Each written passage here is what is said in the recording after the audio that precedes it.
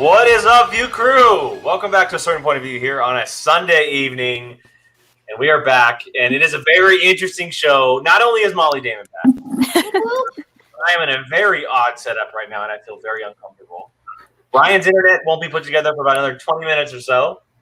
But Jill's all cool, calm, and collected today. Hi. Did my makeup and everything. Look at me go. Great. Yeah, thank you. Yeah, Sean had friends over and I was bored. So I was like, I'm going to do my face. Gotta beat that face. Gotta beat that face. And I beat that face. It has been beat. The face has been beaten. So I would start with Jill, but Molly has been MIA for about 2 weeks now. We missed her so much. We literally have not heard a peep from her for about 10 days. I've been gallivanting around town. If you saw her IG story, she's been doing that and then some. How you doing? Your girl's tired. That's fair. Your girl needs Your girl's not in her early 20s anymore, and I feel that. I know, when you were like, we went bar hopping yesterday, and we're going out again tomorrow. I was like, So it's funny.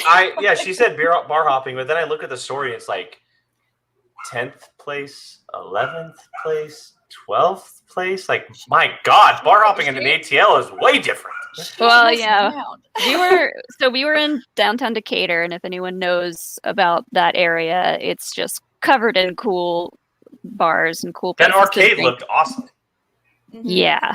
Oh, that's in a different part of town, but yeah, it's still there's a lot of places to go and drink in Atlanta. So if you're ever in town, let me know. And the vacation was good because you were also on vacation last week.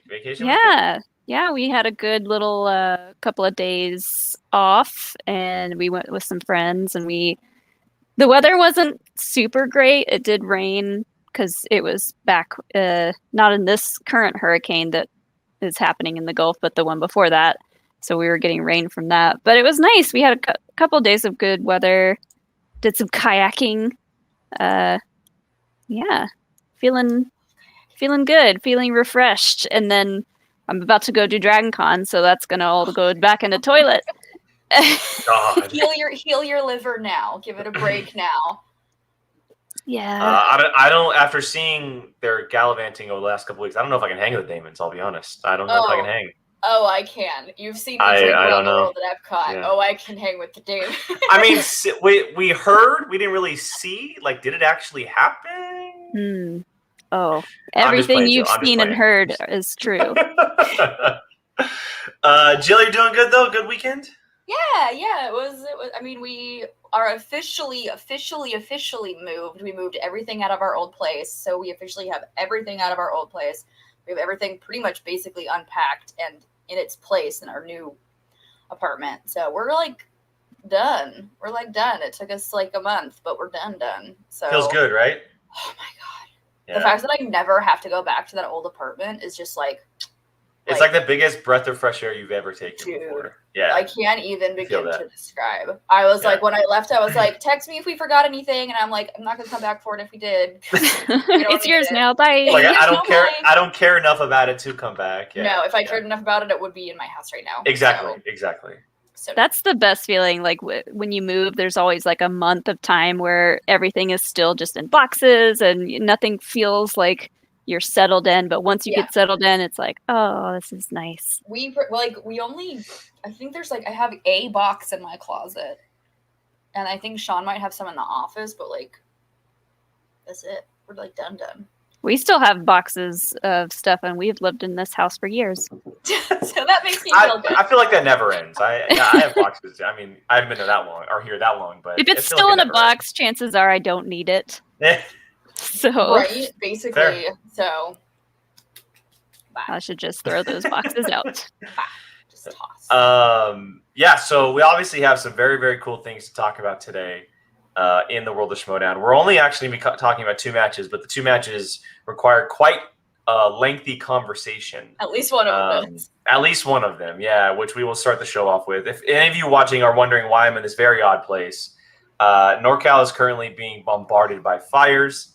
And where I live, we are getting the after smoke effect, and my garage has enough cracks and open seals in it to to basically have a lot of smoke in it, and I can't be in there right now. I can't sit in there for an hour and a half, and have my lungs go to crap. So it's funny. I'm actually in my old station, but I'm flipped around. So I'm looking at the wall that everybody used to see when we first started the show out. But yeah. So if anything cuts out, it's because I'm in a very odd place right now in my life. So it's very new and different, and I apologize. You're good. But yeah, so Brian will be here a little bit later. He is finishing moving as well, and he's doing his last load from his old apartment to his new apartment. But let's just get into it, because this match is going to require a very long conversation on both ends.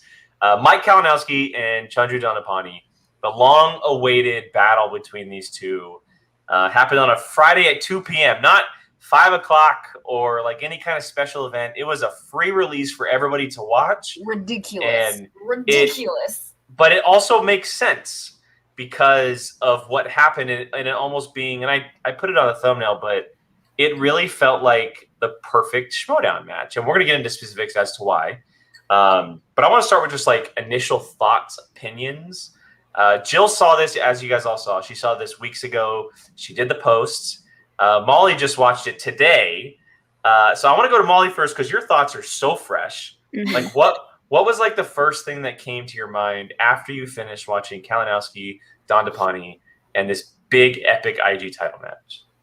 Oh man, this was such a great match. It's like Chandru is like the perfect heel, and Mike is Mike. Mike like solidified his GOAT status with this match, in my opinion. Like, I don't care what kind of GOAT you say he is. He's just a GOAT, and I was so pumped when he won and did his interview with Jill afterwards, and was like, saying all the stuff about never bringing the belt home after going to try to defend. And I was just like, oh man. And he had to bring up that picture of everyone else holding the belt. Yeah. It was so good. And, like, the questions were amazing. It was like top tier level question writing from PJ and the team. It was just like a perfect match. You said, I am jealous of everyone that was in that room to see it. Right? That would have been great. I mean, it lived up to it. It definitely lived up to it. Before we get to Jill's thoughts, our fourth member is here. Yay. He's also in a very odd situation right now. We're all moving. What's up, happened? man? We forgot how to do this show. Oh my god. I don't even know if it's working. I don't know if I look like poop. Well, I know I look like poop. I don't know if the internet looks like... You're here, and that's... your internet actually looks solid. You look like... You want to know what's funny? Good, great. Thank you, Jesus, because I'm stealing it from that church Wi-Fi right now, because mine is not hooked up. So, thank you, Jesus. Thank you, Jesus. church Wi-Fi. Everybody watching, throw that in the chat. Hashtag thank you, Jesus. Thank you, Jesus. Honestly, I'm about to cancel my... got some solid Wi-Fi. That's a... I'm going to cancel my internet and just steal Jesus's Wi-Fi. Yeah. There's your one. Wait, is it... Brian, what's the name of the internet? I didn't check. Oh. I need to know if it has a creative name. I know, right? It's got to be... Yeah, and as they're all saying, I mean, he's not going to be happy. Suck it. He's not going to be happy. Suck it. Repent. They're all over the place. They're crowd surfing for Jesus' Wi-Fi. If that's not the name of their Wi-Fi, I'm writing an angry letter. We're all You need to email them, Brian. Be like, you need to change your Wi-Fi to crowd surfing for Jesus. I don't. Whatever it is. Oh man. All right. Well, Brian is here. He's had quite the weekend. He's been moving. I told him up top that we were helping you move, or I was helping you move today. So you're good. Catch your breath a little bit. 3 more loads. Yeah. Well, you got a couple days. I have Moving is so hard. much shit. Language. I'm sorry. Wait till you get a house. You'll fill it with even more. I don't wanna anymore. I don't wanna. I had to fill this apartment, and I'm just done. I don't wanna. No. I don't wanna. No. Ugh. To be fair, we started hiring movers years ago and I- never the next looked time back. I move, the next That's time the first thing. That's the first thing he again. told me earlier. He goes, "I'm Never hiring movers next year." It's Yeah. worth every penny. Oh yeah. Movers and cleaners. I don't care if it goes. My bank account goes into the negative. That's happening. Mm-hmm. Ugh. One of my favorite memories of moving / having movers come move our stuff for us is there were these like huge guys, and they were just like picking up stuff one-handed, just like they moved our entire house worth of stuff in like 3 hours. And one of the guys Tim Franco, two weeks in a row dropping an absolute firebomb in the chat.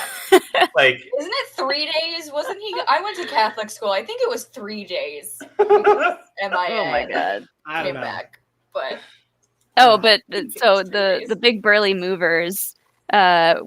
This was like a couple of years ago, but Alex had some of his Star Wars figures out, like some of the stuff that like doesn't have a box but is too fragile to like put in a box with other stuff. And he goes, "We put your little min in the kitchen." And like that's just an ongoing joke from now on. Like every time I have to move any of the Star Wars action figures, I say, "I'll put your little min in the kitchen." Nothing is more like, than when you're carrying a 4.5, 5 foot tall stormtrooper up the stairs with Elton John Rocket Man glasses and a set of headphones. Stormy can rock that like no other. You're like, I'm an adult. Yeah, it's literally, I know the amount of like childish things. I'm just like, oh, okay, crap. We're adults, damn it. Yeah. We're adults here. This is what happens when adult children have access to money. Yes. All right. Well, I know it's already been said in the chat, but we were on Schmoedown, and we went to moving. Back to Schmoedown a little bit. Not about to miss this episode. No. And we just came here in perfect time. Molly gave her thoughts quickly about the match on Friday. We're gonna get into specifics, but I was looking for everyone's like immediate reaction, and Jill's is going to be interesting because you were actually there for the taping. You were able to experience everything that this match was, being in a live setting. What was it like being there at the Scumavilla Cantina as Chandru and Mike faced off? I could not be more. Oh my God. That better be Lomas's Wi-Fi. That better be Lomas's Wi-Fi. But that was brilliant. Sorry. So I could not be more thankful over the fact that this was a live in-person studio match, because that is, I think, is what kicked this match up to like an 11. This is like a 50. This match, and when everything was all said and done, Sean came over to me, and the first thing he said to me, "That is the best Schmoedown match I've ever seen since I started watching Schmoedown." I could not disagree with him. I won't disagree. And you had told, or Sean maybe said it. I heard this weeks ago, and I was like, really? Like it's like that? I think I may have said that in the chat, that this is one of the best matches. And now after watching it, I'm like, make it known that Jill does not tell us. No, she's there. We had no idea. Yeah. We had no idea. I don't say anything about if I'm there or what I'm doing. But this was hands down one of the best matches I have ever seen. The character work was on point. The crowd was amazing. The questions were great. The back and forth between Chandru and Mike was perfection. There was so many clips, like little clip bites you could take out of this match that is just perfection. There's a lot of stuff in this match I am stunned they kept, but I'm so glad that they did. Like the size does matter with the lollipops thing. It's why it's the title of the episode. I lost my mind. I almost fell out of my chair. And then Chandru, when he was doing his wheels, the whole pegging comment that he made, I died. I laughed. Okay. The most brilliant heel move I've ever heard in my entire life was that he had... There went your deposit. There goes my alcohol. Thanks, Sean. Sean, how could you? Can you make me another? Hi, Sean. It was a complete break. Thank you. It would have been funny if it weren't for the cup. Yeah, good thing you spilled all over my new rock. What is this Oh, show no. today? What is this show today? This show We're on is the just, struggle bus, you know. This it's- is just. Oh my god. This choo show choo. is just. Choo choo. Oh, that's not even a bus. That's a train. Jesus. Yeah. Literally, We're on the Jesus. struggle Literally. bus. Choo, Literally. choo. The irradiated was like, and like I couldn't tell if Chandru just didn't know the question, but obviously he did, and he was just using his repeats. But when he said, "I'm going to use it again just because I want to hear you say it," I like the whole crowd, like you saw it on the during the match. We lost it. It was so good. It was the perfect heel move, and you could just tell Harloff was like he was so annoyed by it, but he was also so in love with the fact that he had to say it again because he couldn't say irradiated, and it was. I love that Classic Mark was Harloff. like. I love that Mark was like helping him with his syllables as he was saying it. Sound it out. Yeah, it was so like that was the best part to me. Mark was like looking over his shoulder, like irradiated, and he still couldn't say it, which is what made it even better. Yeah, there's honestly there's nothing about this match that I would change or take out. No, not at all. Maybe it being a more like if Chandru had hit more of those like buzzer round stuff to make it even more of like a head to head match, then that could have like. But I think that But I played don't even into it. I think so too. I think that added to how great it was. I think That so too. speed round Yeah. was Yeah, we're insane. gonna talk about it. We're gonna break it And- down. We're gonna And totally I think gonna get that into just it all. added even more to the storyline of it, Mhm. you know?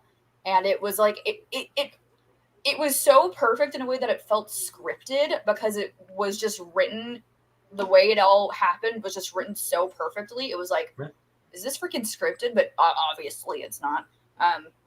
Also, I want to apologize personally to Chandru because he asked me to help him put his wig on at the beginning of it. And I said, I need bobby pins. And thank you, my love. And I love you. I appreciate you. Aw. And I didn't have any bobby pins. So, Chandru, I apologize. Next time you have a live match, I'm going to bring a bag of bobby pins with me so that doesn't happen again. I felt so bad when it fell off. I was like, no. Now he knows what is needed to keep wigs Yes, on. I told him. I was like, do you have any bobby pins? And he's like, no. And I'm like, oh no, Chandru, no. You need bobby Rookie pins. mistake. Jeez. Rookie mistake, Chandru. But no, this match, I can literally talk about this match all day. It was Well, we have a lot to talk about. so good. Yes, continue. I can. I will just say quickly because I want to talk specifics and I want to get Brian's quick thoughts too. But to me, this is a perfect Schmoedown match. Mhm. Perfect in every single way. And that doesn't include like the heel falling and someone like Mike actually defending the belt. That's not what I'm all like. That's involved, but character work, entrances, speeches, managers, like just everything about it was perfect from the start to finish. Like it like Jill said, it literally looked like it was on script and everybody did the perfect thing they've ever done in their entire life. Like it was just so crisp and tight and great from start to finish. And a lot of that came down to the back and forth during the actual trivia, which we'll definitely get into. Brian, quickly, just immediate reaction, thought to after watching this bad boy. This is my favorite match of the whole entire year. Yeah, I think so too. From start to beginning. Like, Oh, but what? 5150 is a big deal, though. No, this is David Dimolanta. the character work with this one Yes. puts this one over the edge. Yeah. This was my favorite because of it hit every single aspect of the Schmoedown, from the right to the left to the top to the bottom. This is, I think I saw Harloff say, like, if you want to show Yeah, someone, he put a big post out. Yeah. yeah, if you want to show someone what the Schmoedown This is, is show them the this. Could not agree more. Yeah.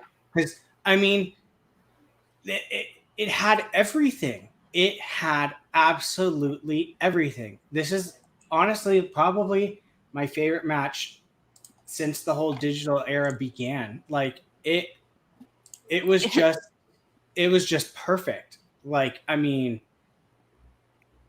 there were points where I was jumping out of my chair, like clapping, just like, oh, like just I wish you guys could have been there. I wish you guys could have been there. It was fantastic. I cannot say not one negative thing about the whole entire thing. Not one.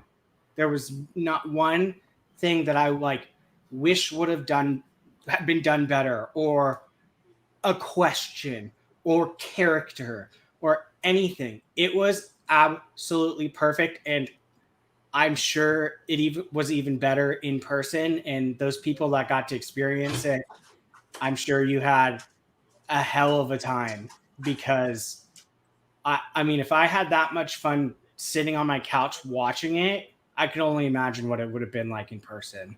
Mhm. And hi, Kylo, and Ray. Puppy parade. Yeah, Puppy parade.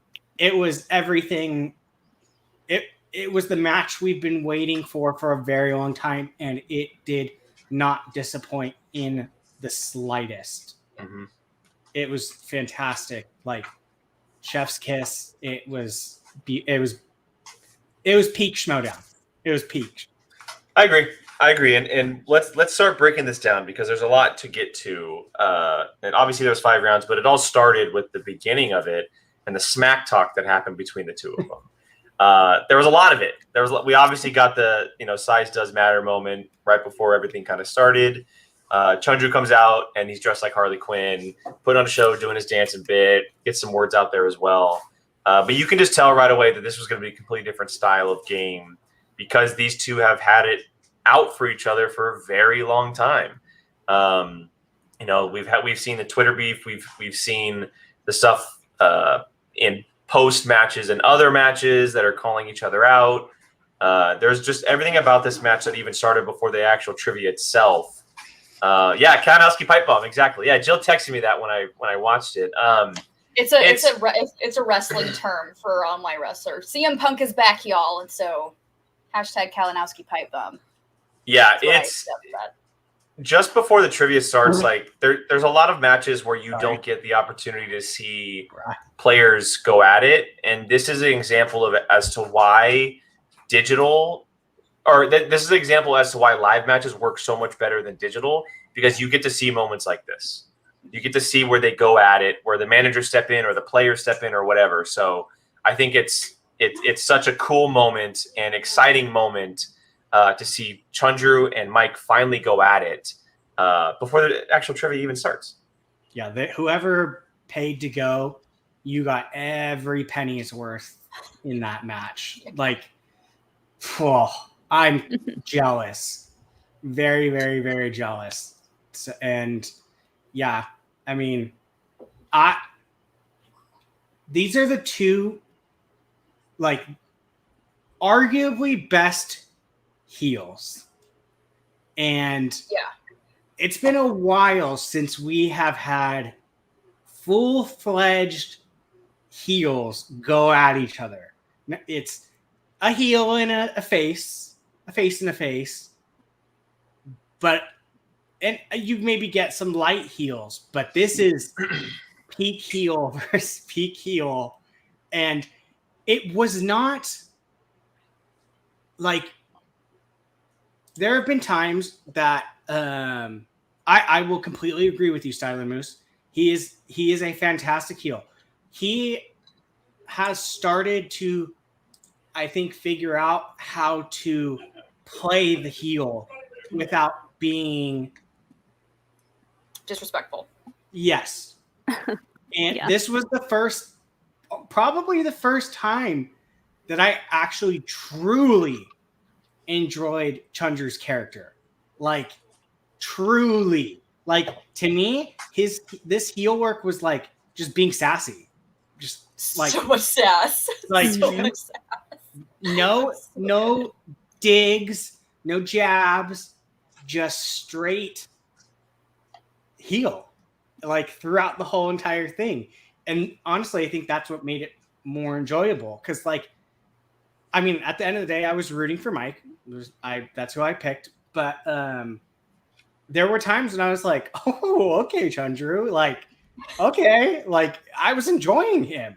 Where in the past, there have been times where I'm really I can't stand him.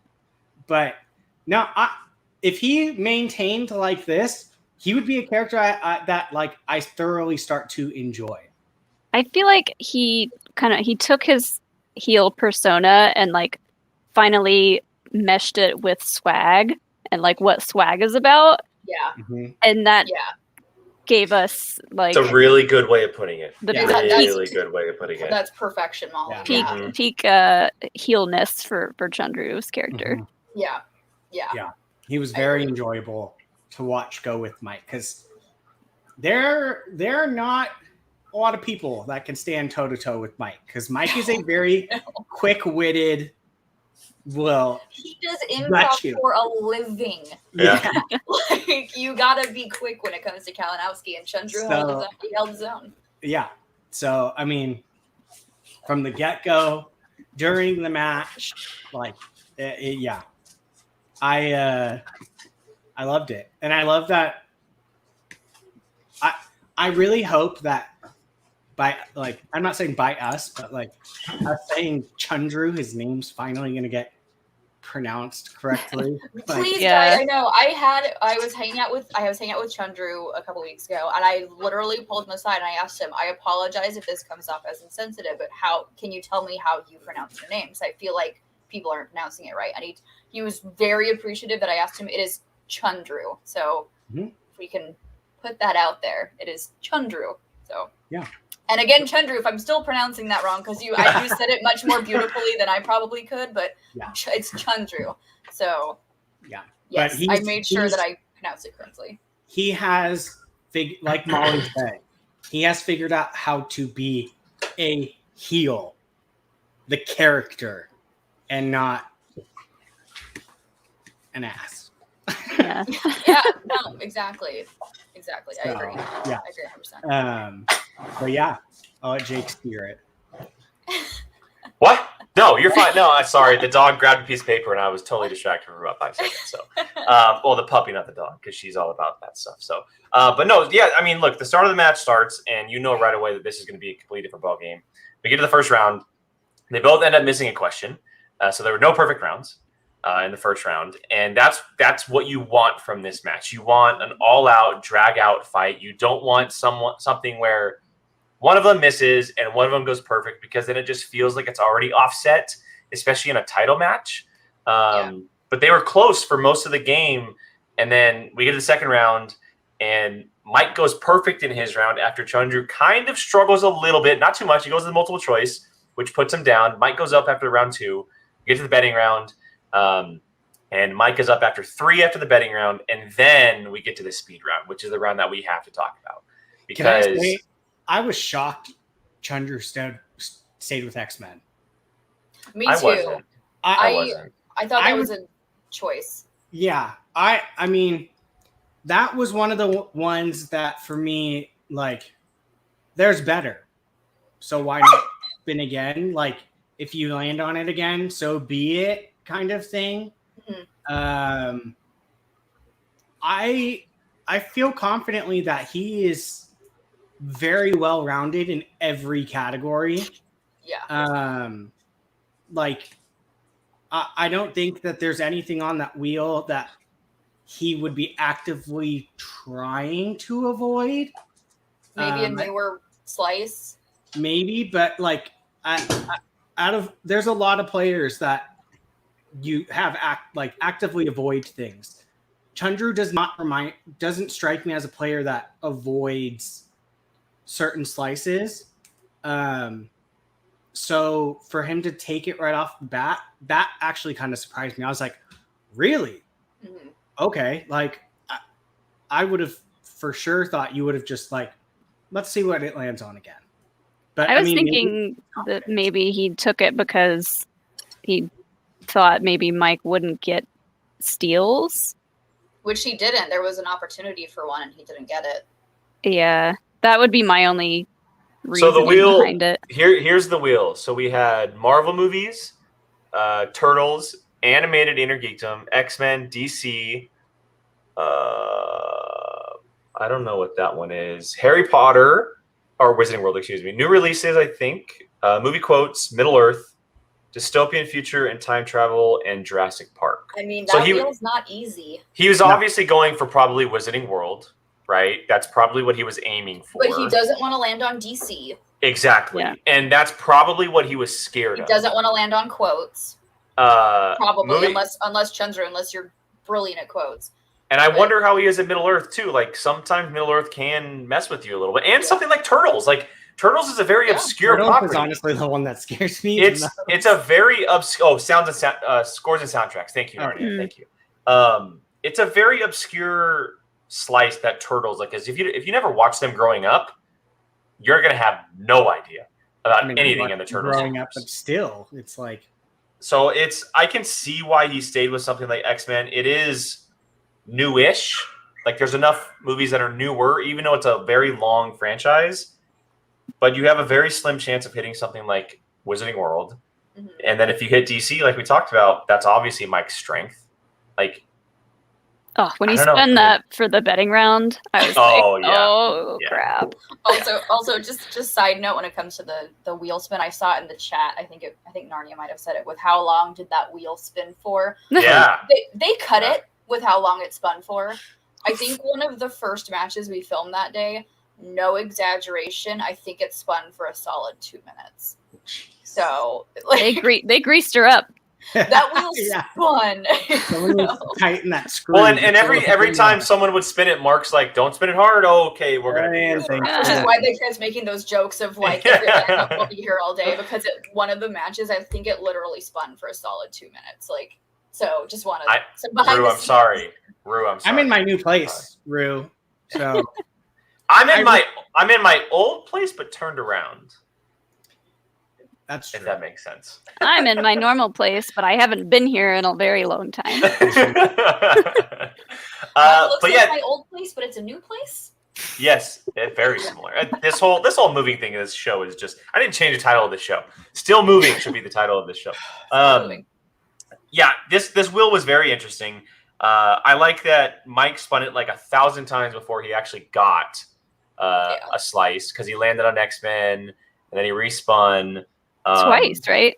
Did it go on? I think it was twice. Yeah. But no, the wheel round isn't really where everything kind of started to change. It was that speed round. Oof. That speed round is where the game completely flipped. And that is all due to one Mr. Mike Kalinowski and the pure dominance he had in this round. Not just that, but I will also say you could see the shakiness from Chunzru in this. Like he'd buzzer in, think he had the answer, probably knowing the answer. And I've never done it before, so I wouldn't know. But once your name gets called, your brain probably freezes. Yeah. You probably are like, and you only have 2 seconds to answer the question, which is a big deal as well. I think he answered twice, or he buzzed twice, and he missed both of them, if I'm not mistaken. Yeah. Which you lose points. And you lose points, yeah. Mm-hmm. I honestly, the thing that I have no doubt he knew those answers. I don't either. Like, I don't doubt it at all. If you notice, and this could just be, I could be completely off, but Chunzru seems to be a person that is, before they answer, they pause, take a breath, answer, and you cannot do that in the speed round. Mm-hmm. Like, at all. Like, you cannot. It's literally go, go, go, go. And honestly, I think that was what kind of, what I thought might have tripped him up the most, because he seemed to kind of just do like and then answer, but it was too quick. And when he said the Pirates of the Caribbean answer, you could tell that he knew it wasn't Pirates. It wasn't even the franchise. You could tell he knew it wasn't Pirates. He just said, like, I think he's like Jake said, and Brian too, I think his brain just kind of short circuited for a second. Like, because that's such, this is why I could never, reason number 927, why I could never be a competitor. Like, just like that. And this is his first experience with the buzzers. Yeah. You know, very true. It's experience played a hand. experience playing Oh, it. Yeah. 100%. Plus, 100% you know, experience playing him. he's also got the stress in his mind knowing how good Mike is with the buzzers. So he's like trying to have that quick recall and also be like 1 second ahead of Mike in all of these. And like I really love the fact that, and we haven't seen the buzzers in a long time. We saw them recently in the teams match, but I love that Mark in the rules said you are more than welcome to answer the question before we're done reading the question. And I don't know if that ever clicked with Chandru because Mike did it twice. He answered the question in the middle of the actual question being read twice in the round. And there were questions like, which 3 movies or in so-and-so year, the following 3 movies came out, so-and-so, so-and-so, and so-and-so. And the second one was read, Mike's like, boom, boom, boom. And that plays a big part. He waited until all of the like relevant information was stated. But like he is so quick, he knows exactly when he can make that buzzer work according to what is in the question. Correct. Interesting question here, and this is a speed round, and this is from Ryan. And there's a couple that I didn't want to roll up to too. But do you think Mike's speed round answer of Endgame is challengeable? It's an Avengers Endgame. The no challenge thing only applies to Fast Money. No. Is there another movie called Endgame? That's the big question. Here's the thing. That's the big I question. thought the same thing when it happened. Not an IG. I literally went, like, are they going to take that? But then, like, think about it, it's like, I think that's where benefit of the doubt might play. Like, do you need to say Pirates of the Caribbean, The Curse of the Black Pearl? Do you need to say the Pirates of the Caribbean at World's End, or can you just say at World's End? Are you going to that and there's Infinity War is or Age of Ultron? Like, and the rule we've always gone to is there another movie with that title?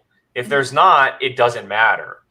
Like, even in a basic question, if there's not a movie with that same title, they're gonna give you the point. Yeah. They're gonna give you the point. Like, that's just how, especially in speed round.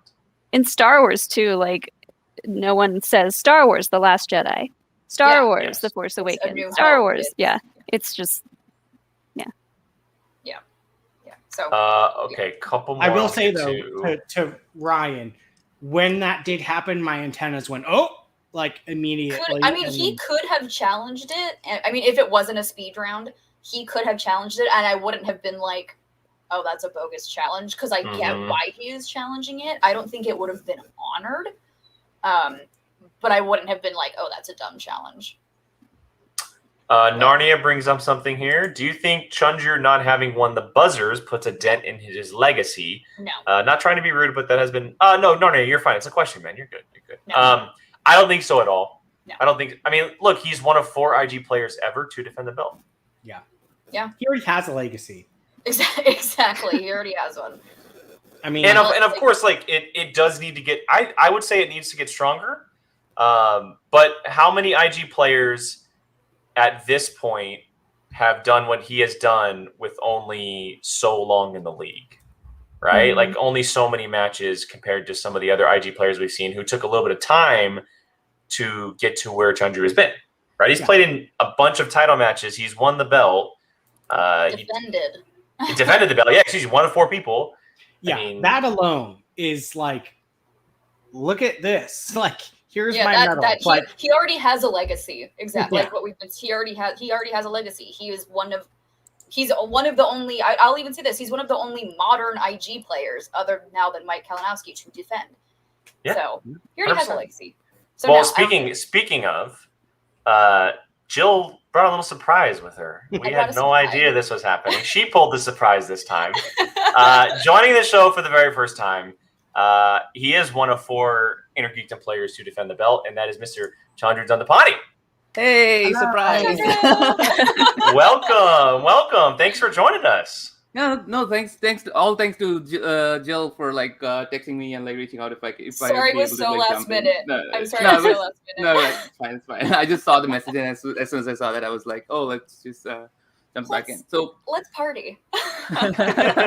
Welcome, and look, man, I know it's a loss, but you have some really cool things to hold yourself high for on this match. This match was, and we talked about it before you got here. This is an all-timer. It's a historical match. It's one of our favorite matches, and we were talking a lot about character work. How fun was it in this match to play a little bit of that character against Mike Konowski? Yeah, no, it was a lot of fun. I was always like looking forward to playing in front of like a live audience. I know I got to play on these studio matches before the pandemic and everything, so I was like looking forward to that aspect of it too. Like, and most of my entrances would play well in front of a live audience instead of just in front of like a webcam. Yes. So I had a lot of fun like playing up that part, like playing with the venue and everything too. So it was a lot of fun, and like Mike rightfully so is also like, when he's in the right mindset, he's also like a great scene partner. Like he will like give there's like a really good like improv give and take between a lot of us. yes and a lot of yeah yes exactly and there. Yeah. a lot of yes and happening in that match too, which was fun. And yeah, I know I may have been like too excited about the character work. I don't know how else to play the game at this point. That's a good point. Yeah, but yeah, I wish I had played like put more thought into like the gameplay aspect of it too. It's just that the momentum shifted like after Mike's perfect round 2, and I was like angry about like how easy that his round 2 was, and I like let that shake me a little bit, and which is when then the rest of the rounds went how they did. But like yeah, character wise, I had a lot of fun doing all of that. I'm sorry that I couldn't get your wig to stay on the end. No worries. As soon as it fell, I was like, of course it was going to happen. It was like it was never even. Well, I told you. I There's said not- next time you wear a wig, let me Exactly. know, and I will bring bobby pins. I will pin This is- that ish to your head. Exactly. This is my like first time actually like wearing like a proper wig. Like most of the time when I like wore wig, like even for the chance match, like I still had like short hair at the time, so there was no like ponytail or like the hair bun like sort of interrupting the wig itself. But this time the long hair kind of got in the way. But it'll be fine. Again, learning process for all of this for the entire match. We'll learn how to That's wear fair. a wig. Brian, do you got anything for Chandru? Welcome, first of all. Yeah. Thank you. Hello. But I know I made like an unofficial appearance in the happy hour, but like this was my first. Oh, I know. that's right.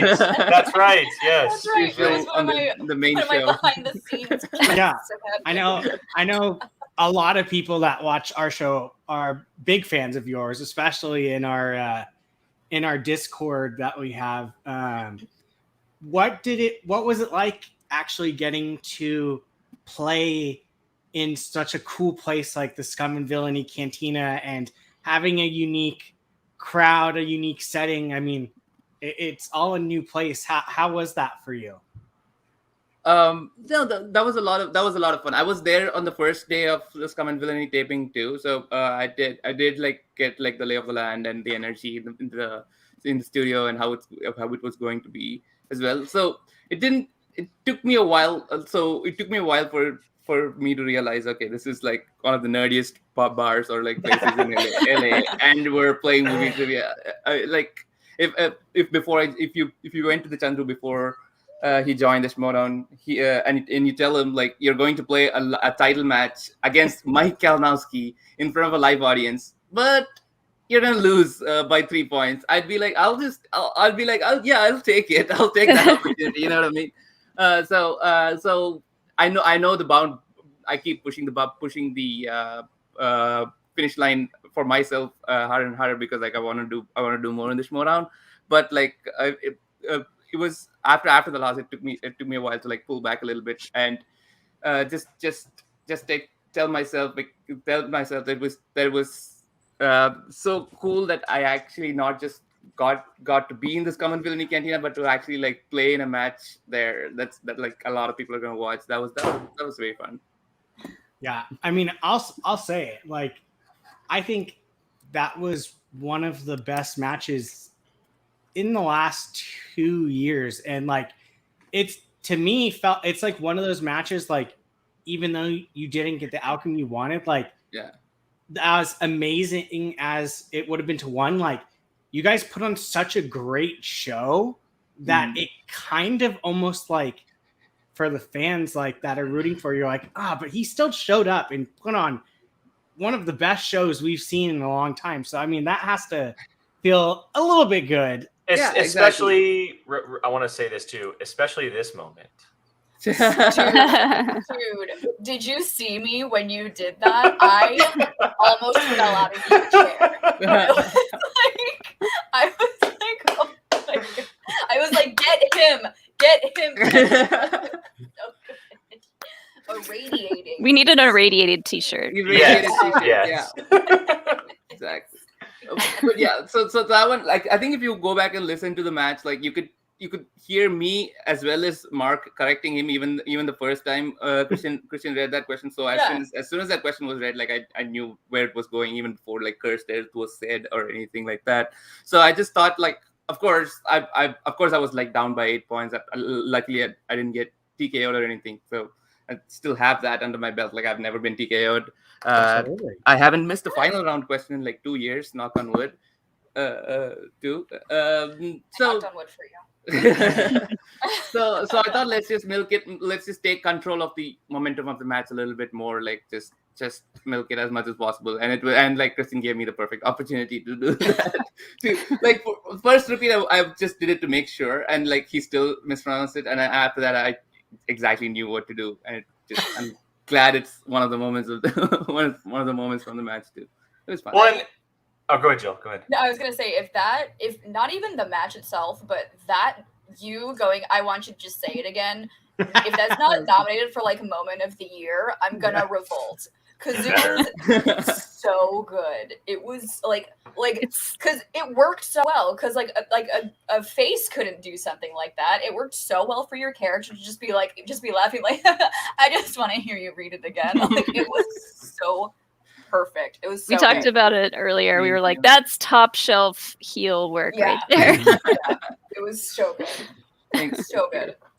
So you had mentioned while you were talking there something about the deficit you had going into round 5. Excuse me, not round 3, round 5.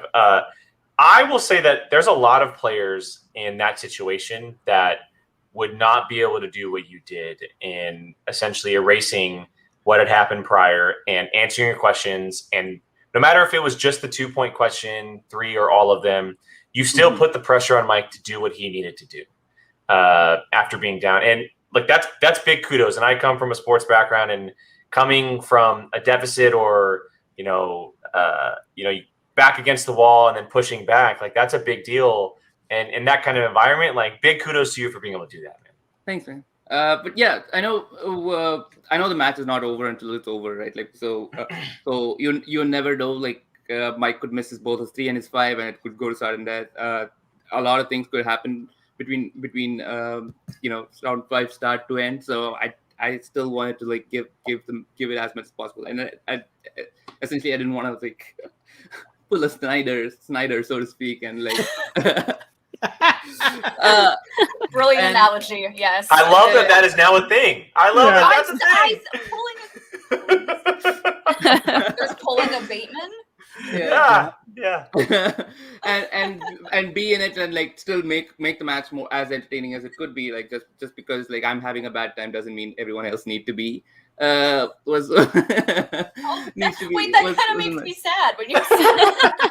Oh no. Oh no. Yeah, it's fine. So I think so I still wanted to like milk my round 5 as much as possible, and like maybe like use that to like get in Mike's head a little bit. If absolutely. I mean, crazier things have happened in the last round. Exactly. Like Mike has come back from an 8-point deficit and like went into sudden death. Like why can't I do that? Absolutely. Granted, it was after round 2. Like mine was after round 4, but anything could still happen. Yeah. And like we've said, not only did you keep your head in the game, you also still had fun with it. Like you know, like you were still playing the game, but you were also having a freaking grand old time. And the audience felt that vibe too. The audience was all like, even people who weren't watching, like Brian was saying, he was jumping out of his seat and he was on his couch at home You know, like you guys just absolutely. If there wasn't like, there needs to be an award for like character work too. I think. I don't know if that breaks kayfabe or I don't know.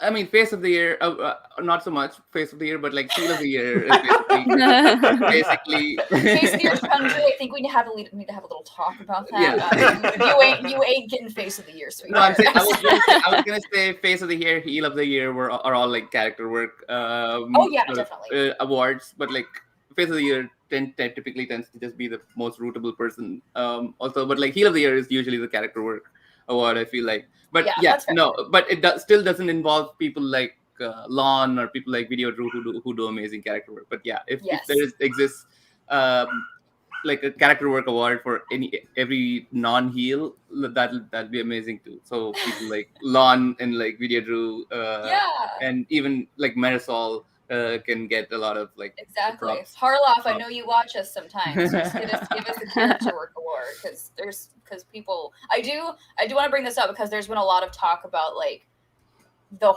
post and like the pre-talk between all of y'all, and maybe some behind the scenes stuff, but I am going to pull up this comment. Was the lollipop back and forth unscripted? If you're not allowed to say, don't worry about it. I don't know. I'm pretty sure Mike's part was unscripted. So again, like after the tweet and everything, I wasn't exactly sure where the line was with Mike. So I told Winston to like go over and like just okay the line with Mike before the match, just because like I was at that point extra cautious about like what I say and like people thinking I'll cross the line and everything, and like I learned my lesson. Like the week leading up to it was not for nothing. So Mike knew the hit was coming. Got it. Fair enough. Do you know what? This is what I thought was coming. Do you know what those small lollipops are called? It's a dum dum. Like I wanted to say that, but then I was like, it's less of a moment if I like steal his line and like say something about it's a dum dum. Just that like even that is good character work right there. Like that. Look at you, Chandru. Look at you. Love it. Molly, did you have anything for Chandru? Yeah. So before you hopped on, we were talking about the speed round. Mm-hmm. What was going through your head that whole time, like before, during, and after, just that during that whole round? Yeah. So first of all, I did practice with the buzzers both on the studio day, first studio taping day on August 1st, as well as we were able to borrow it on the Thursday. So 2 days before the taping of the match, and then Mike and Chance were able to borrow it on the Friday and practice. I know. Oh no, internet. Oh no, Chandra, no. Chandra, no. Uh-oh. Chandra has koi internet. Oh no. Oh no, Chandra, no. Koi internet. Oh, there he is. Okay, there he is. Yeah. He's back. I cut off. Like, you had the. You were able to borrow them, and so was Mike and Chance. Okay, so I did have some experience with the buzzers. I was like feeling going into the buzzers, but like what I did not expect was Mike having the lead going into the speed round, because I thought if it was a 3-rounder match, like I had the advantage over Mike. So after the betting round, I expected to have at least some sort of lead over it and just like hold down the fort. But the opposite happened again. I was angry about his round 2 as well, and all that. So I knew it was I had to like be a little bit more aggressive going for the speed round, like and then also because like with Mara I had like I went into the final round with like a 2-point deficit, and then that ended up like costing the match. So I thought like if I could try to like cut down the 3-point lead and like either go draw tied into the last round, that'll be great. And so I did play aggressive. Like for the first question, we were like a fraction of a second away. Like if you could go back and see it, like so. And Mike, as soon as Mike hit the first question, I thought, okay, let's just be even more aggressive, because if I hit the question and get it wrong, it's based effectively this, and if I get a -1, it's effectively the same as Mike hitting it and getting it right, which is a positive one for him. So I wanted to like take control of the speed round and buzzer round in that sense. It just ended up, backfiring for me. Back to the Future, I was like this close. If I had focused on the word Marshall, I would have gotten Back to the Future Part 3, but then again after two misses, I kind of went less aggressive. So Yeah. I don't know if the questions were in a different order, or like if I was in a different mindset, like the speed round would have gone differently. But like better players than me have also struggled with the buzzers, and this was just my first time. So there's only one way to go from here with the buzzers, that's up. So Yeah. I'm sure you'll get your shot with those buzzers Yeah. again. Oh yeah, exactly. no doubt. Oh I yeah, have no exactly. doubt. no doubt. And all right. what I've seen is like in the Dan versus Ethan match, when the buzzers effectively like decided the outcome for that match, there was a lot of outcry about like how they don't like the buzzer round. But in this time when like it basically put the nail in the coffin for my match, there's not a lot of outcry about like how they don't like the buzzer round or anything like that. So it's just interesting to see when people like the buzzer round and when people don't like the buzzer round. Yeah. I've always wrong. liked the buzzer round. I Same. want to make that clear. Same. I agree. know. I don't care. I hate it because like now I have now I have like a vengeance against the buzzers, but like At least now you have had the real life experience using. yeah, no, and now I know. Now I have like my experience to draw from, like so Exactly. because like just buzzing in the cantina after matches are done, like after taping is done with friends is one thing. Buzzing in like an actual 5-round match being taped against Mike is a totally different thing. Using the buzzers is a totally different thing. So it's a learning process. I'm not too worried about that. It's just the other 3 rounds is what lost me the match, and the buzzer round it just feels like what put the nail in the coffin. It wasn't the if I was in like a Dan Murrell situation where I had the lead and lost the lead because of the buzzer round, I'd be even more pissed at myself because of the buzzer round. But like it was already a deficit which only widened because of the buzzer round. So it's not it doesn't hurt me as the buzzer round alone doesn't hurt me as much as it would. But I mean, again, I do want to say too is that when it comes to this match, I feel like people aren't talking about the fact that Mike defended or that the speed round wasn't that great for you. They're talking this match as like just a whole, with both you and with Mike. And it's this kind of weird, like, I don't think I've ever seen this when it comes to a match before where like people aren't really focusing on like why like the defending champion and then kind of like where someone fumbled. It's literally just this match as a whole that people are talking about. So you have to feel pretty freaking spectacular that you're a part of that. Yeah. Too. It does feel spectacular. It's just sucks that I don't get to like play. Of course, yeah. It would definitely. But when it comes to like the entertainment aspect of it, which is what the show is like, and we're all helping grow the show as much as possible too. In that sense, this match is like, I'm glad this match is like one of the classics, even though it's not a very competitive match in like the literal sense. Like I would disagree. I think I would disagree with you on that statement. It still went down to the three-pointer. Exactly. I guess. I think it was still very competitive. I mean, I was holding my breath till the end. I agree. I mean, there's always that chance. Yeah, absolutely. It wasn't like, it's like we said earlier, there's always a chance in that last round someone drops the ball and it's the whole thing switches. Exactly. Especially, doesn't Mike have a tendency to miss a lot of his 3 and 5?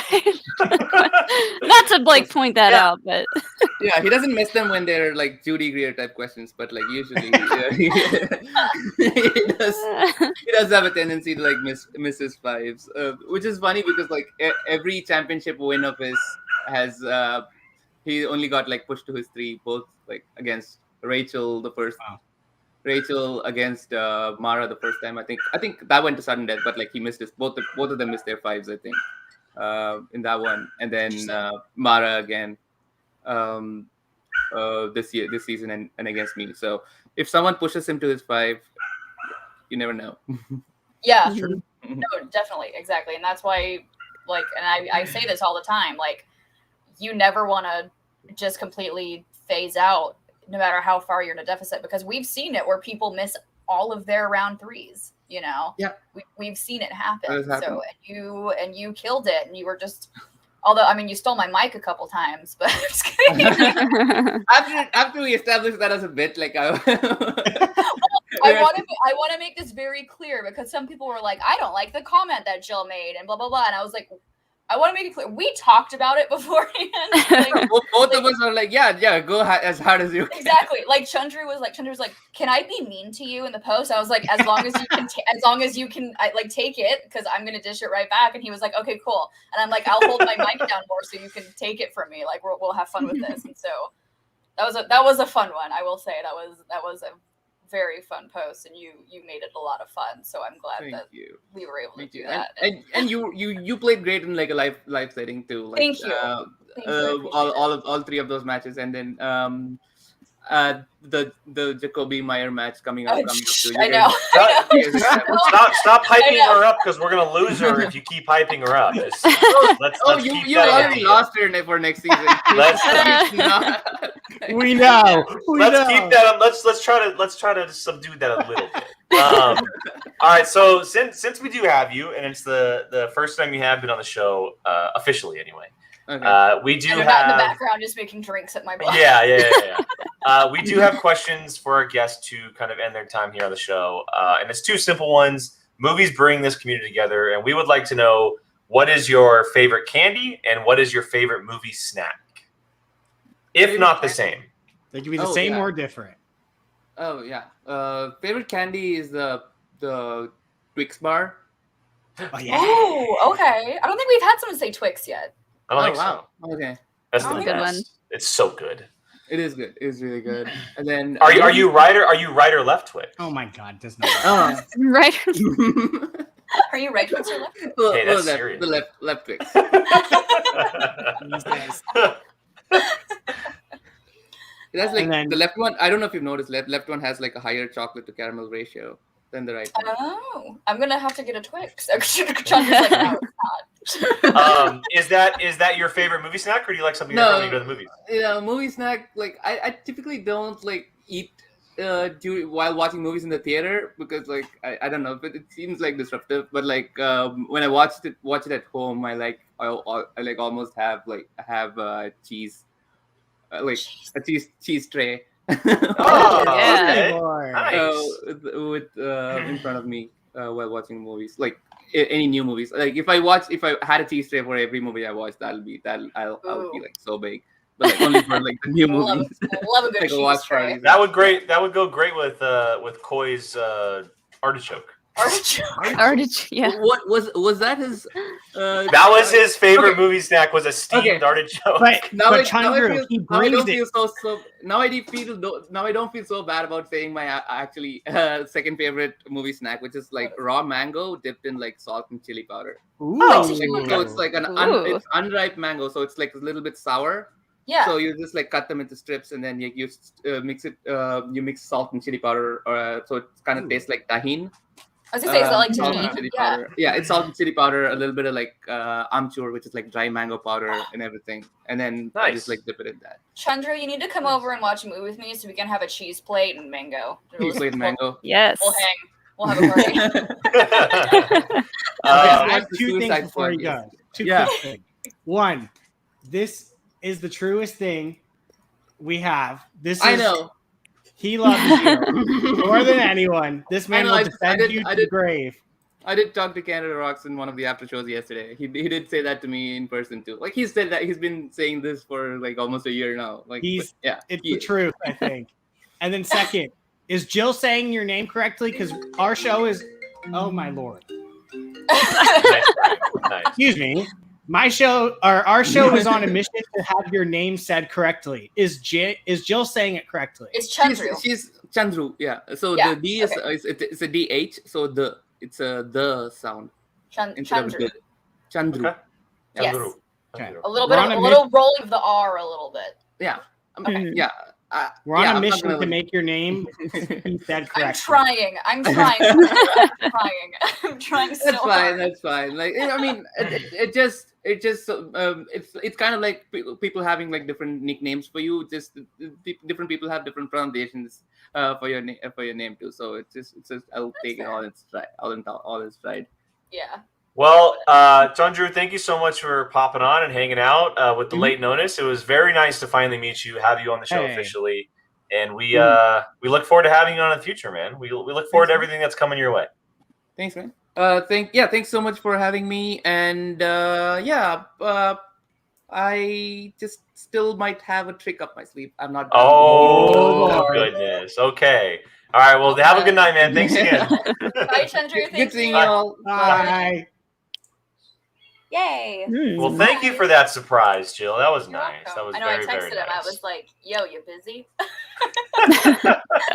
That was. This last Can I minute, just but, say, my sister never, ever calls me. Ever. And the one time I'm in the middle of speaking. You can send her this clip and be like, "Look what you Be did." like, I did. I already sent her. I said, "Hold your horses. I'm in the middle of the dang show." All right, so we do have another big match to get to, but I do want to talk a little bit about Kalinowski very quickly because we haven't talked about him specifically after the results of this match. And I do have a question, and it's just a question to pose a little conversation here. Is Mike Kalinowski the Inner Geekdom GOAT? yes. The Inner Geekdom goat. Mind you, he has officially defended and he's won the belt 3 times. I would say for me, I still think Rachel is my number one. I still think Cushing is my number one. But you can't deny the fact that he's a 3-time IG champion and he's defended. So I think it's just hard to put that crown on one person, Yeah. with how IG is. I don't disagree. Oh man, it's so hard. It's really hard. I'm probably gonna say yes because he's beaten Rachel head to head beaten for Rachel. a belt, which Jake and I were there. He beat Mara too, which Mara is also up there for me. Mara is definitely up there for me. Can you give her a ball or something, Give please? that sweet child some attention. Oh. Well, I started the show out saying that I think this match solidified him as a GOAT, one of the best, one of the greatest. You can't deny that at all. But the fact that even Canada Rocks is saying that 100% Kalinowski is the best. I think also you have to think about it this way. The man has done what he's done in the past, but they dropped a bomb load of new movies on him, and he's still just as good. Yeah. Like, that could ruin players, ruin them. Yeah. The amount of movies they added to Inner Geekdom at the level that he was playing, but he is still playing as if they didn't drop 100+ new movies.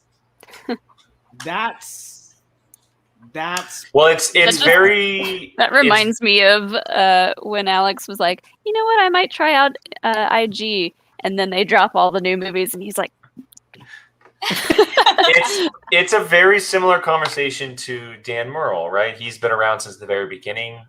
Look at everything that's been done in the Schmoedown since he's entered, and how many times he's won, and how many eras he's won. Yeah. It's the same case with Mike. It's the same exact case with I have a very hard time putting him over Rachel, but I will say the fact that he's done it for so long and that he's won 3 times and now that he's officially defended, I probably would say that he is the GOAT of IG. I think he is for me. Rachel will always be my favorite just because, it's always nice to have that the female representation of someone who's that great in IG. But I mean, there's no denying what Mike has done, and like Jake said, he's a player that even when he's been there from pretty much the beginning when it came to IG, where like a 5-pointer would be like who played Captain America in Age of Ultron, you know, where it was like these were now like the 5-pointers back in the day are now round 1 questions. Yeah. He was there during then, and now he's here during this where we have all these amazing players like Chundru and Smets and Mara. And Harper honestly, and I think he's at his peak too, and that's what's scary. Here's the thing. Definitely. I think he's better than he ever has been. I agree. It's terrifying. I agree. Here's my thing also. The thing that most people used to cut him down, what his greatness was, well, he's never defended. He's never been able to defend. What's your excuse now, bish? It's kind of like, okay, what else? What is the? But to be fair, people like that are going to be those people that move the goalposts. They're going to be like, oh, well, there's always going to be those people. He didn't have to answer his. They're going to find an excuse for everything. Exactly. Yeah. They're just the fans that are going to find an excuse for everything. Oh, he didn't answer his 5. Yeah, absolutely. You know, so, but for right now, the people that move the goalpost for the. He never defends. He always just wins it and then loses it. You don't really have much right now. So move the goalpost. Start thinking of your new move. I mean, well, with that, if that happens, you're transferring the conversation very well here. Let's get to the second match because we do have a little bit to talk about with this match. This was a number 1 contenders match. And it was Battlefield on Friday night, and that was Chance Ellison taking on Jate, Mr. JTE, for a chance to the singles belt, of either facing Ethan Irwin or Marisol McKee, which that match will be happening very, very soon. Also, a pre-recorded match at the Scumability Cantina. Schmoedownlive.com, get your tickets. Yeah, that's available September 12th is that date, guys. If you want an event like they have been having, there's your chance. But we can see another Mike versus Chundru when it comes to Marisol versus Irwin. Very, very true. Get your but look, Chance has been close so many times. He's always been in the conversation with the singles title, whether it's a tournament or in some capacity leading to a number 1 contenders match. And JTE is by far the biggest surprise we have in 2021. He has been playing better than most people. And he has surprised a lot of people and shut a lot of haters up when he was picked up very close to the number 1 pick by the FinTech Exchange when free agency rolled around. But ultimately, Chance walks away with the victory. He's going on to a title match. And it was a great match. It was a really good match. But boy, did Chance look on his game. He looked far more on his game than JTE did. JTE struggled in that second round. Whereas Chance rolled right through and got some stuff that he really, really liked. And Corruption, again, is in this position where they are fighting for more titles towards the end of the year and climbing the ranks, and everyone should be very scared at this point. Jill, I'll start with you. You are the Corruption. I was going to say, I'm going to steal what Chundru called me. Jill, the Corruption shill. What did you think of Chance taking the dub? I'm gonna be honest. I was shocked this was a TKO. I was so stunned. And that's something I forgot to mention. I was very shocked as well. I think everyone in that room was stunned it was a TKO. Also, just a little behind the scenes for anyone who does decide to go to a Cantina match. This was the first match filmed that day. So as soon as you walked in, you knew what happened during the previous 2 matches. So just the heads up, if you don't want to get spoiled for matches, Cantina is probably not for you. But I say I don't care. Go to the Cantina anyway because it's a grand old time. But yes, Khan said what I was actually going to say because I asked him in the interview too, and he had mentioned this. He was deciding between something else and Driving Miss Daisy, and of course he got a 5-point Disney question, which we know JTE. Except for like that one. That question is shockingly hard.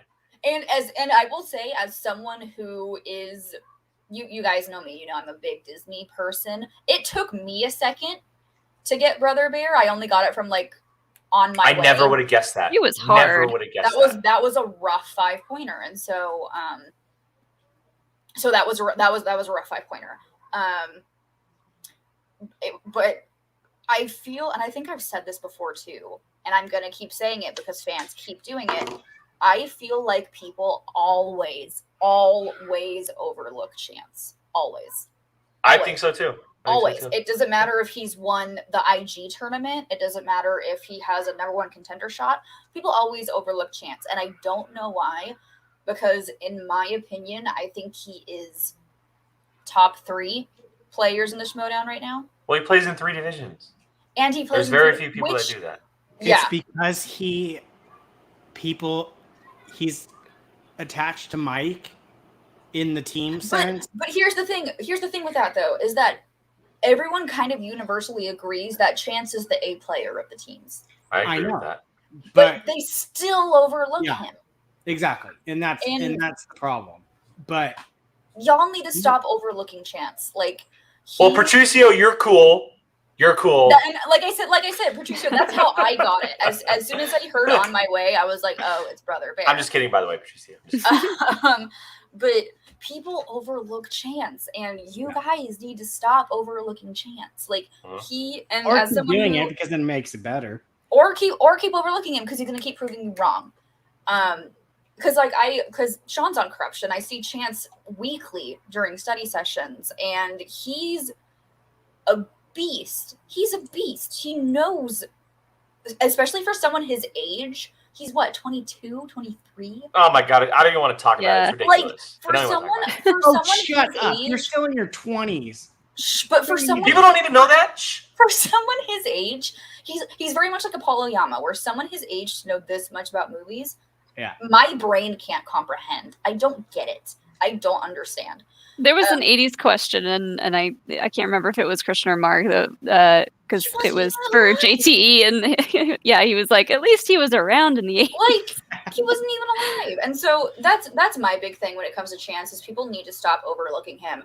Because although yes, his time in IG is over for this season, I do believe that Chance could be 3-belted at some point in time, without a doubt. I think he could do it. He has the potential to do it. Don't give me that, Jake Berlin.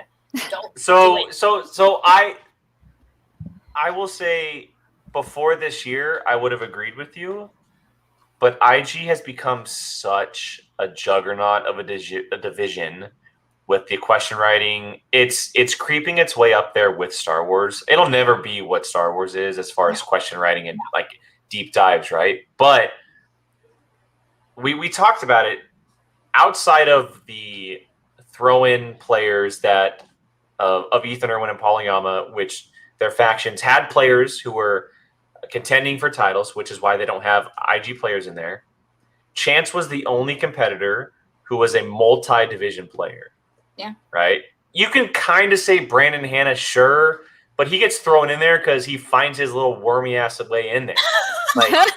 It just happens that way, right? How dare you, sir? I love Brandon Hanna, but hold on, let me text him real quick. The dude just finds his way in there. Remember when he was in this team's tournament last year? What? All I'm saying is Chance was the only person in the tournament who was a multi-division player. He was playing people who are strictly IG focused. And I know everyone says, well, Moose Haas is a 4-division player. We haven't seen him play in 4 divisions yet. It's like I said last week. You're not allowed to call someone a 4-division player until they actually play the division. And so I do think that Chance, look, he has the opportunity. He played for a belt last year, okay, in IG. Yeah. But I think now it's much harder when you have people like Rue coming in. You have Saul as focused as he is, Moose Haas. Robert Parker looks to be picking up steam. I don't know if he can hang with those type of players because he is so good at teams and singles. I personally think that it would be in his best interest if he focused just on those 2 divisions, because he could become an absolute juggernaut if he did. Personally, he's not right now. No. I think he is, but I think he could be even better if he wasn't. Like, look, we saw what happened when he played the IG match and the singles match in the same day. Like, we saw what happened. Yeah. It didn't play in his favor, right? And that might have just been an off day. But ultimately, to me, when I think Chance, I think singles and teams. And I think really good singles and teams, someone who can dominate the league for a very, very long time. Yeah. And I'm not saying IG is holding him back, but I'm saying with the way IG is going, there's a chance he could get left behind because he's so focused on the other divisions as well. Yeah, it's definitely. That's just what I'm saying. I mean, I don't disagree with the fact that He's cursing from you out this right now. from this season onward, it's definitely going to be a lot more difficult to be a multi-division player. Hands down, it's going to be more difficult. It's pure insanity what these people do. Like, Nothing's getting any easier, y'all. Yeah. no. Especially when this Not one's at all. over here telling them, "Oh, your questions are soft. Make them harder." Yeah. Thanks, Molly. Thanks for that. We have Molly to thank for the 2020-21 season, y'all. You're That's all welcome. Molly.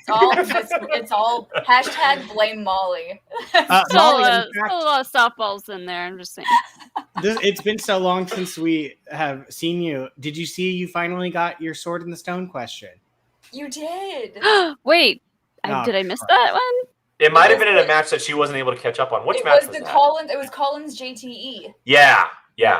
Oh no, I It was haven't a- seen that one yet. It was a 5-pointer, right? You got a Sword of the Stone think so. 5-pointer. Yeah, it was a 5-pointer. Oh man, I will have to go back and watch that. Who got it? JT. JTE. Okay. Yeah. It won him the game, didn't it? It did. It We won actually everything, knew that one. Yeah. But anyway, yeah, my soapbox that I will now get off of is that I feel like people always overlook Chance. And I agree with you. I definitely agree with you. yeah, and I feel like maybe obviously not his last IG match, but were y'all watching that corruption Shazam buzzer rounds that I saw? Speed round, yeah. Mhm. Hello, Chance. Well, let's be look, and we talked about Chance is the A player of that team, and that match. I'm not saying that match is solely on Chance's shoulders, but that match ended up going in overtime because of what he did. And if I'm not mistaken, last year when they won the belts last year, I don't know who was against. It might have been against Shazam, but Chance knew the 5-pointer of that match. And it won them the match. Like he's been the A player on Corruption. To me, he's the number one pick on Corruption. Like that's just my opinion. Mike is the IG GOAT. Like he's the IG go-to. But Chance to me is the number one overall draft pick for Corruption. Like that's just me. That's my opinion. I don't disagree. I do not. And I do think people have overlooked him. But I think he's finally getting his due. And I know Nussbaum has put it in the chat quite a bit. Oh, it was against Founding Fathers. Thank you, Nussbaum. He's put it in the chat quite a bit. I think that this is Chance's real coming out party.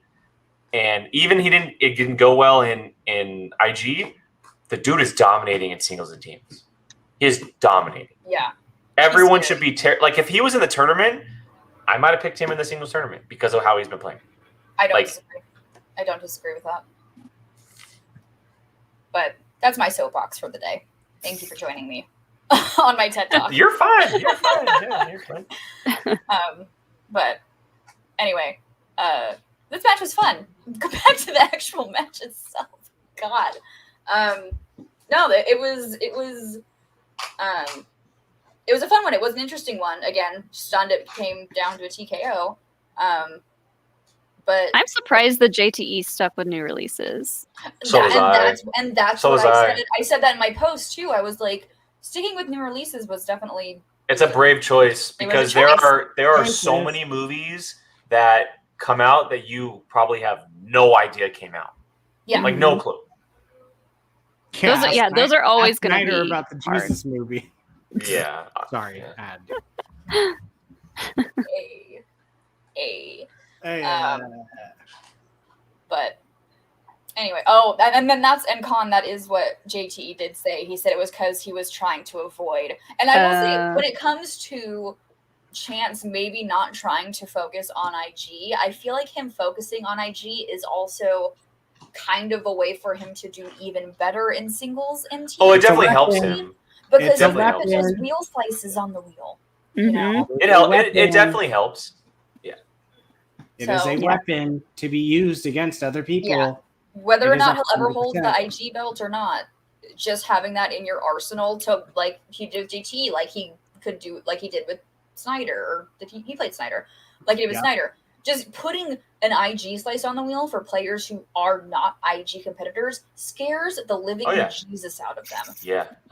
Well, we saw what happened with Snyder, right? I mean, we saw what happened when it happened. So anyway,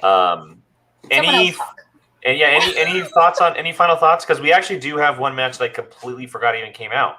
The teams match from last Tuesday. Final exam and lightning time. That's right. Which I totally and Molly, that's my fault. I didn't tell you because I completely forgot it even came out. Because it was a Tuesday. I got a couple of matches to No, you're fine. You're fine. We're not used to it. Well, We're not used to matches on Tuesdays. Brian or Molly, do you guys have any? That does reactions. We don't know how things work. I know. Life is Brian or nuts Molly, do right you guys now, have y'all. any? Do you guys have any final thoughts on JT Chance before we do quickly kind of wrap that one up? No, because I wasn't surprised. Yeah, fair enough. I personally don't think JTE does well in front of a crowd. Doesn't look like it. I mean, that's fair. I thought the same thing. I mean, I could be wrong, but he didn't seem like he was doing well in front of people. He's very comfortable in his own home. In front of a live group of people, did not seem comfortable. I have one last thing to say. Strategy. Strategy. I love JT so much for that exact reason. All right, so real quick, we'll just cover this to end the show, and we'll spend about 5-10 minutes on it. Not too long, because I did completely forgot these Tuesday matches. Like, what the hell, guys? What the hell? Lightning time and final exam, a number one contenders team match that went down last Tuesday because of all the stuff that's been happening. It was released on Tuesday. And Molly, I'm sorry, we'll be spoiled, but Lightning Time walks away with the dub on this one in a crazy overtime, which was, I mean, so what happened? I'll paint a picture for this. So there were 2 straight questions. The questions were asked.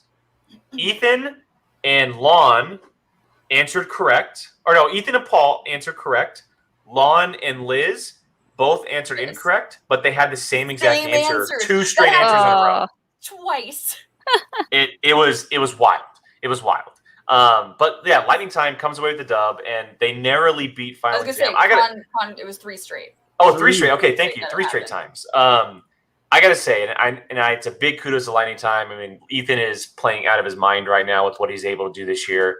I feel so bad for Paul Oyama. I feel so bad for Paul and the struggles he has gone through, the ups and downs of not just singles, but also the teams. Close. It's like, it's always so, every time it's just so close. And wait, we gotta pause. Super my chat. heart just stopped because I love this human Super chat from so Baby Carrots. freaking much. This should cover a 6er of Molly's favorite light beer. And whatever swill the rest of y'all drink, keep up the great. Thank you, Mark. Thank you, Mark. Real quick side note, Mark, Sean and I were out the other night, and we were at dinner literally right across the street from the Brea Improv. Just saying, we would like you to come to the Brea Improv because it's like right by our house. But we'd also like you to come on the show once. Yes, please, Mark. Whenever you're available, please. You can even sit down. You can sit down. And we're also planning on going to go visit you at the Comedy Store soon. So, Mark Ellis, I love you very much, and I miss you. Sacramento has a Laugh Factory. He's been to the Sacramento one. I'm implying her come back up here. You can stay on my couch. I will give you my bed. I will sleep on the couch. You can take my bed. I'm ready to drink some Coors Lights in December. I will drink Coors Lights for Mark Ellis. Molly, I will absolutely drink Coors Lights. Drinking Coors Lights for the last 3 weeks, probably. Listen. I am having tea tonight. I am giving my liver a break until DragonCon. So I do want to. I want to get back on the topic just real quick because Leo made a super important comment that I think is very, very true. I think this team is done. Can I hop on a soapbox again? And it really sucks to quickly? see, but I Gil, think get that soapbox back out. Can I Gil, bring you're my basically soapbox just back? doing like squats at this point, up and I down. know. Can I? Okay, I want to bring my soapbox back really, really quickly.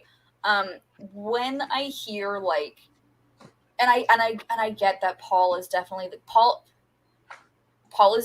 A player of that team. yes. But Paul wouldn't be put in the position that team is in if it wasn't for Lon Harris. I agree. You know, and like people are like, oh, Paul keeps losing because of Lon. It's like Paul wouldn't even be in the position he was in unless Lon was a good player.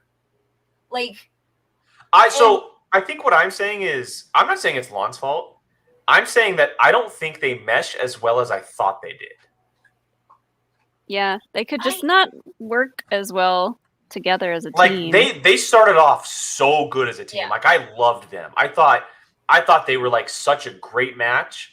And then like it just never really fully clicked. And they won, but then they lost. And then they won, and it's been so up and down with them. And sometimes you just kind of need to switch things up a little bit. And I don't disagree with that, because like you guys have heard me say on this show, it depends what Lon Harris we get that day. Yeah. But at I the end of the also day, the reason why they even had this match to begin with is because they are good as a team. And Mhm. Lon, there's been a match or two where they have won because of Lon Harris. Absolutely. So like, you're right. You know, so when I hear people are like, oh, like Paul deserves better, like blah blah blah, it's like Lon is a great player. And again, I'll say the same thing I said about Chance, is I feel like people overlook Lon. And I've said it before and I'll say it again. I think Lon is on that list of the best players we've had who have never held a belt, you know? So anyway, jumping off my soapbox. That's also a big deal. I mean, he's 0-3 against Ethan this year. Yeah.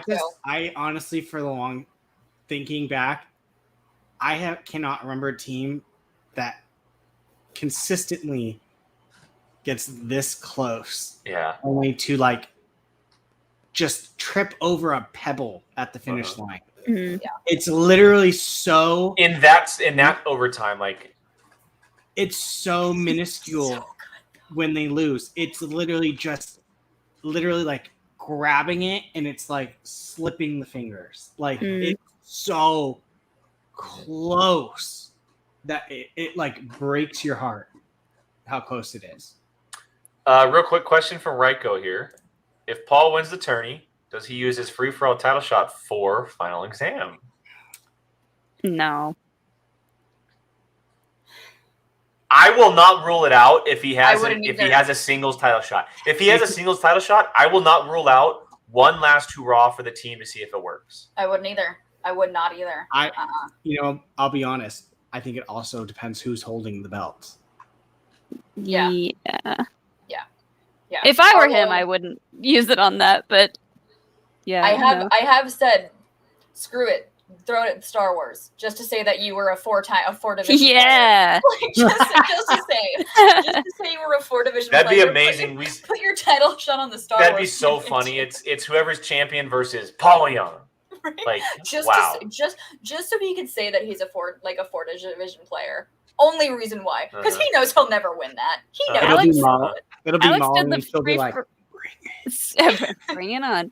Alex did the free for all, so that just in case if he won, he could go up to that singles belt one time. Can you imagine if he would have held that chip at the end? People would have lost their minds. Yeah. Lost their ish. Yeah. He was like one of the last people to go in, right? He was like 39th or something. Yeah. When he figured out what his number was, he was like, "Oh, interesting." What wasn't he like the last minus the flirt and Flaus getting his weird? Probably. Yeah. Probably. I mean, that could have been. And that might have been on purpose, maybe not, but it definitely upped the interest level. And Alex would anyway. 100% have not used it on Star Wars. Yeah. Oh, Yeah. for sure. No. Yeah. Alex would be like, screw it, singles belt, let's go. I wouldn't have it any other way. All right, let's wrap the show up quickly with making a quick prediction for Tuesday's match because Another Tuesday. there is another Tuesday match, and that Not is messing with the live. And we'll go very quick here. That way we can wrap the show up. But it is a big singles matchup of the first round. We have Brendan Meyer versus Jacoby Bancroft happening on Tuesday. If I'm not mistaken, it might tell me if I'm wrong, guys. I think it's a Tuesday match. I could be wrong. I But think the 31st they said. So yeah, so that's Well, Tuesday. That's Tuesday. Well, Yeah, Tuesday's match. Jill- Okay. Jill can't answer because So let's go quickly here. I'll shoot at Jill first because it might be quick, or maybe she has a game prediction. I don't know. She can't. Jacoby or the kid. I have she to can't. plead the fifth. Chandru said Okay. that she's Fair enough. If you want to see another fun Fair post interview, enough. tune in to Jacoby versus All right, Brian, who you got? I'm calling upset. It's not happening. Rookie beats out the vet. It's not happening. Jacoby beats the fine young tenderoni. Calling upset. Molly. I think I'm going to agree. I could see Jacoby taking this one. Calling You know upset. what? This is chaos. This is anarchy. This is pure anarchy. Fine young tenderoni, baby. Come on. Look, fine young tenderoni. The kid. I picked him. The kid is winning the tournament. I'm saying it right now, everybody. He is winning the tournament. Brendan Meyer's taking that dub, and it starts off with Jacoby. And I love Jacoby. Jacoby's on my fantasy team. Brendan Meyer is taking that dub. It's happening. It's happening. I can't believe you guys. That is ridiculous. I think it'll be a close match, but I'm Brian froze, and I love it because he can't say anything more. I love it. I love it. I think it would be very interesting and very Church fun shut off for if the night. Jacoby church is wrapping up. Church is out. The Wi-Fi was so good too. Yeah, it was so good till the end. All right, everybody, that's going to wrap it up. I think it's been an absolute fantastic show. Jill, thank you so much for gifting us with Chandru. That was a blast to talk to him for the very first time and have him on the show. I'm sure we'll see a lot of him. Oh, Brian Ward, Jesus strikes back. All right, well, before we get out, I'll do some quick plugs. So close to my face. It's out. There he is. He's gone. He is gone. And yeah, we'll be back the rest of the week. We'll have reactions on Wednesday and Thursday. No Tuesday because Tuesdays throw us off if that happens. For all of you who are watching, if you're interested, we have our Patreon watch along tomorrow night. Real quick. Let me. What movie is it? Let me look this up. Hold on. It's Literally one of doing- two, right? And It's one of two. Oh, I Brian's loved back. both of them. So It's either one of two. So let Brian's me back. look this up real quick. There he If is. you are interested in our Patreon watch along, that'll be happening tomorrow night at 6:00. You can join us just for $2 a month. And the official winner of the watch along poll is Clueless.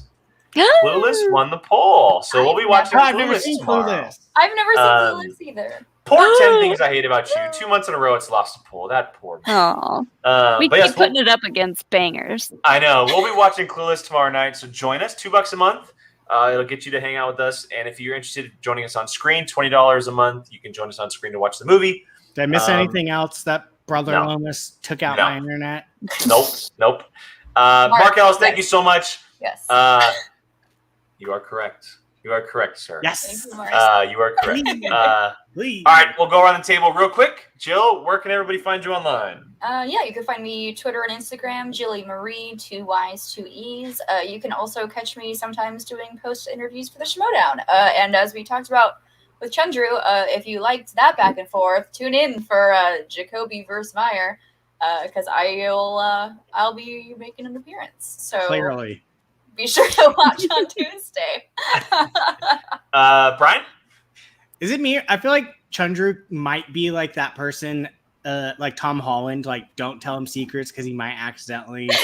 I could totally see him I being can see that. that. Person. You can find me B of Alicina on Twitter. Right there, Mark Ellis. B of Alicina on Twitter. And then Apocalypse Movies with Jake. What are we doing Tuesday? If I'm even You alive. say this every Sunday, and I say I it's know. not Tuesday yet. I do. I'd like to keep you on your toes. Well, my toes don't start till Monday evening. So. Yeah. Molly, since you're back, I mean, Yeah. You can find me on Twitter at Molly Damon. talking Star Wars over on Star Wars Explained. If you're going to Dragon Con, Alex and I will be attending guests for the first year, official guests. Yes. Do a little bow. You can see us maybe on a couple of Star Wars panels at Dragon Con. And also see them probably hammered walking around. And we don't need to talk about that. We don't need I to have talk a about quick that. We don't need to question. talk I have about a quick question for Molly because it's almost our favorite season of the year. Are you going to be back on Twitch for Spookies? Oh, for sure. oh Yay! yeah, we I are will all be going to. in. We may or may not have an idea here as well. Spooky season. I might even bring back Animal Crossing because I'm pretty sure my island is still got a lot of Halloween stuff on it because it's been that long since I've been on that. Can villagers die? Because if they are, I think mine. No, they're just very Okay. used to where you have been. All right, I'm gonna wrap up this burning thing that's just happening right now. A certain point of view on Twitter, Schmoedown POV. Again, if you're interested in more content from us, hit that Patreon link. More things just in watch-alongs. We had our Jurassic Park bar trivia last week, which was such a blast. Congrats to Rachel Armand and Zach Burkett for tying and winning our bar trivia. Super fun there. And we had our Star Wars study session today as well with Molly and the patrons, which was a blast. A lot of cool things happening there. Myself, at Qui-Gon Jake, 2 ends because someone else took it before I did. One last thing. Wait till you hear what the next Oh, bar y'all. trivia Y'all, is. the next bar trivia is going to be. Yeah, there's going to be a lot of people who want to be involved in that one. There- Maybe even Mark Ellis. Mark Ellis might want to be involved. I Oh don't my know. god, Mark might. The amount maybe. of crap talking that's already been started. Yeah, stay tuned for that one. Stay tuned for that one. But yes, again, thank you to everyone who watches live. We appreciate you guys every Sunday night. It's such a blast coming in, hanging out with you guys. Again, big shout out to Chunju for coming on and talking Thank with us. you. And everyone have a great rest of your Sunday. If it's Monday, have a great Monday. And we will catch you guys back on Wednesday. Thank you guys. Bye.